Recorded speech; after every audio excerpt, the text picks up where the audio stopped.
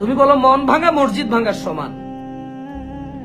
তোমাকে ওই মেয়ে বলে যে শোনো হারাম, আমি যাব না, শোনো হারাম, আমি তোমার সাথে সম্পর্ক রাখতে পারবো না। আমি বক্তব্য শুনেছি জানাকারীর বিভৎস শাস্তি হবে, যা জাহান্নামে ইউনিক শাস্তি হবে জানাবে বিচারের।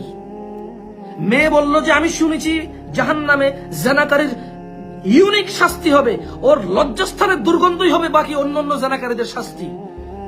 সো ওইটা একটা জাহান্নামের মতো, মানে জাহান্নামে আগুন থাকবে, রক্তপুঞ্জ থাকবে, কাঁটাযুক্ত থাকবে, অনেক কিছু থাকবে। এর মধ্যে আরেকটা শাস্তি থাকবে জাহান্নামীদের জন্য, জানাকারীদের লজ্জাস্থানের দুর্গন্ধে জাহান্নামীরা টিকবে না। That's one another kind of punishment. So আমি তোমার সাথে সম্পর্ক রাখতে পারবো না। তুমি বলছো যে মন ভাঙা মসজিদ ভাঙা সমান, আমাকে ধোকা দিবা, আমাকে ধোকা দিয়া মানুষকে ধোকা দিয়ে আল্লাহকে পাবা। তুমি ওই মেয়েকে আল্লাহর নাম বিক্রি করতেছ। তোমার সাথে জানা না করলে সে আল্লাহকে ধোকা দিয়ে দেবে।